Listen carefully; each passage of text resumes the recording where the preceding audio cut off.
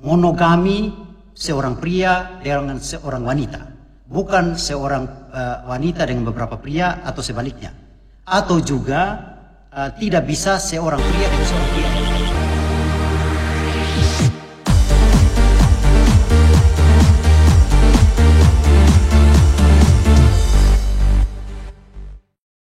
Kita sudah banyak bincang soal hakikat dan tujuan sakramen perkawinan dalam gereja Katolik.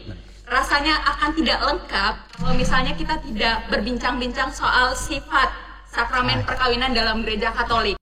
Apa sih kekhasan atau keunikan dalam sakramen perkawinan di gereja Katolik itu sendiri yang membedakannya dengan sakramen-sakramen yang lain ataupun tradisi perkawinan di agama-agama lain, Rom? Baik, terima kasih. Tadi kita sudah bicara tentang hakikat perkawinan Katolik dan juga tujuannya. Bahkan juga bicara tentang perkawinan antara dua orang yang dibaptis yang kemudian perkawinan mereka diangkat ke martabat sakramen. Itu pada kanon 1055. Kalau bicara tentang sifat-sifat tadi atau disebut juga ciri-ciri esensial dari perkawinan Katolik itu ada dalam kanon 1056. Dalam kanon 1056 dikatakan di sini, ciri-ciri hakiki esensial perkawinan ialah unitas atau kesatuan dan indisolubilitas atau sifat tak dapat diputuskan yang dalam perkawinan Kristiani memperoleh kekukuhan khusus atas dasar sakramen. Jadi bisa dikatakan sifat tadi atau yang kita sebut ciri esensial tadi adalah kesatuan atau unitas dan indisolubilitas atau tak terceraikan. Atau dalam bahasa yang mudah kita tangkap adalah monogami dan tak terceraikan. Apa sih yang dimaksud dengan monogami itu sendiri, Romo? Monogami artinya perkawinan antara satu pria dan satu wanita. Karena itu dalam gereja Katolik tidak dikenal perkawinan poligami, poligini, perkawinan seorang pria dengan istri banyak maupun perkawinan antara seorang wanita dengan suami banyak. Jadi bisa dikatakan itu tidak mendapat tempatnya dalam gereja Katolik. Kita hanya mengenal perkawinan antara seorang laki-laki dan seorang perempuan. Sedangkan yang kedua, indisolubilitas, sifat tak dapat diputuskan. Apalagi kalau perkawinan antara seorang Katolik dengan seorang Katolik yang lain. Maka mereka mendapatkan kekukuhan atas dasar sakramental.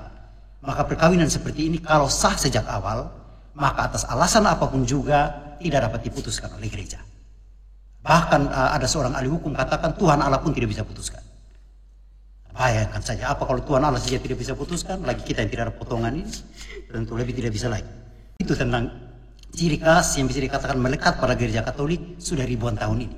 Ajaran mendasar, monogami seorang pria dengan seorang wanita, bukan seorang wanita dengan beberapa pria atau sebaliknya, atau juga tidak bisa seorang pria dengan seorang pria yang lain, atau seorang wanita dengan seorang wanita lain yang kita kenal sekarang di berbagai negara ada perkawinan sejenis, dan itu juga dalam gereja Katolik tidak diterima sampai saat ini. Walaupun kemudian Paus bicara tentang hak mereka yang LGBT, LGBT, itu dikatakan oleh Paus yang kita harus mengakui hak kehidupan mereka, bukan untuk perkawinan mereka. Misalnya tentang pekerjaan, tentang hak hidup mereka, itu mereka harus didukung. Tetapi perkawinan mereka memang adalah perkawinan bermasalah yang gereja Katolik tidak pernah bisa akui karena melanggar, orang katakan, hakikat esensial dari sebuah perkawinan yang hanya mungkin terjadi antara seorang pria dan seorang wanita. Jadi sekali lagi singkatnya, sifat hakiki perkawinan Katolik monogami dan tak terceraikan atau disebut dengan indisolubilitas. Menyambung soal itu tadi ya, Romo, soal monogam dan tak terceraikan. Namun kalau misalnya kita lihat data statistik atau bahkan realita di lapangan, ternyata angka perceraian itu dari waktu ke waktu semakin naik, semakin tinggi. Khususnya dalam konteks kita, umat Katolik, banyak orang yang ternyata setelah diikat, mengikrarkan janji setia dalam sakramen perkawinan itu mereka memilih untuk bercerai. Menurut Romo, apa penyebab orang-orang ini pada bercerai? Apakah gereja Katolik juga merestui adanya perceraian? Dalam gereja Katolik sudah sangat pasti mengikuti ajaran Tuhannya dari awal sampai akhir tidak pernah akan menerima perceraian dalam gereja. Apapun alasannya. Dalam gereja kita memang kita perlu kenal ada dua konsep berbeda. Apa yang disebut dengan perceraian, apa yang disebut dengan anulasi. apa yang disebut dengan perceraian dan apa yang disebut dengan kata yang lebih tepat adalah pembubaran. Apakah ada perbedaan di antara kedua fenomena ini, Romo? Perceraian dan pembubaran itu berbeda. Ini saya seringkali jelaskan kepada umat, supaya umat harus lebih sadar bahwa dalam gereja Katolik tidak ada ajaran tentang perceraian. Yang ada itu tentang pembubaran. Pasti ada umat yang bilang, cerai, bubar, kan sama saja. Cerai, karena bisa. Sama-sama bisa. Bubar, bisa juga. Lalu di mana bedanya? Nah, ini saya katakan, ini yang perlu kita perlu mendengarkan penjelasannya. Perceraian, dan ini yang seringkali terjadi, umat kita menggunakan jalan ini, yaitu dengan apa? Menggunakan jasa pengadilan sipil. Pengadilan sipil di mana-mana kan bisa menceraikan. Perceraian yang dilakukan oleh pengadilan sipil, yaitu dengan menggunakan alasan-alasan yang ada sekarang ini. Contoh, dua orang jatuh cinta, saling mencintai dan urus semuanya lancar. Perkawinan mereka sah di hadapan Tuhan dan di hadapan gereja. Tetapi kemudian dalam perjalanan perkawinan mereka tidak cocok. Lalu ketidakcocokan ini mereka angkat di bawah pengadilan sipil. Dan mereka katakan kepada pengadilan sipil, kami tidak bisa lagi saling menerima. Akhirnya oleh pengadilan sipil itu mereka diceraikan. Maka saya mau katakan, perceraian itu memisahkan orang yang perkawinannya sah. Sedangkan gereja Katolik mengenal kata pembubaran. Lalu pembubaran itu berarti juga memisahkan orang. Tetapi memisahkan siapa? Memisahkan mereka yang setelah gereja selidik, ternyata perkawinan mereka dari awal tidak sah. Jadi perceraian itu membubarkan orang yang sah. Sedangkan perceraian itu membubarkan orang yang sah. Sedangkan pembubaran memisahkan orang yang tidak sah. Jadi lihat. Jadi dalam gereja Katolik konsep perceraian tetap tidak diterima. Sehingga apapun yang kemudian misalnya ada umat yang menggugat perkawinan mereka di pengadilan sipil dan sudah dimenangkan oleh pengadilan sipil untuk pihak tertentu dan kemudian mereka cerai, mereka membawa bukti perceraian itu ke pengadilan gereja atau kepada pastornya, pastor akan menolak karena ini diputuskan oleh pengadilan sipil bukan oleh tribunal atau pengadilan gereja. Jadi bisa dikatakan seseorang dalam gereja Katolik hanya bisa menikah lagi, ya walaupun bilang lagi tetapi gereja mau katakan sebenarnya bukan lagi. Dia baru menikah pertama kali, karena yang pertama itu dia dikatakan tidak sah. Dan dalam bahasa hukum dikatakan semua perkawinan yang tidak sah sama dengan perkawinan yang tidak ada.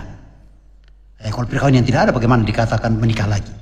Ini bahkan dikatakan menikah yang pertama kali yang sah, yang dia buat pertama itu tidak sah. Sehingga bisa dikatakan sekali lagi dengan tegas, dalam gereja Katolik tidak ada perceraian, yang ada itu pembubaran atau anulasi setelah lewat pemeriksaan perkaranya lewat pengadilan gereja. Jadi bisa dikatakan saya termasuk salah satu hakim dalam tribunal, selama ini sudah menerima puluhan laporan dari umat yang meminta kebersamaan mereka dibubarkan. Dan kami sedang memeriksa.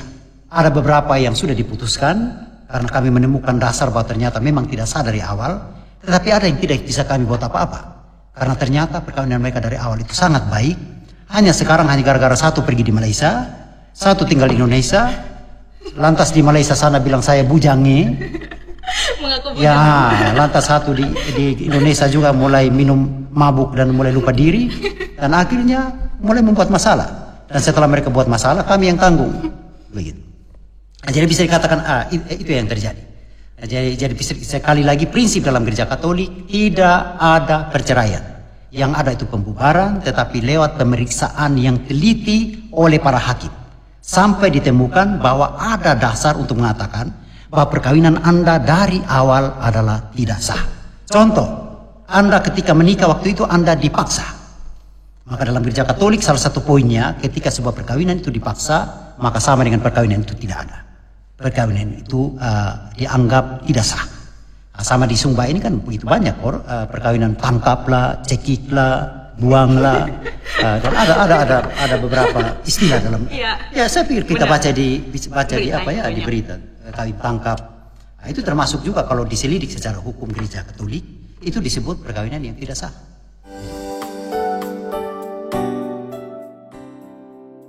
Apa sebenarnya esensi dan fungsi dari KPP itu sendiri sehingga tidak dilihat sebagai sebuah formalitas saja untuk kita bisa kemudian melangkah ke altar?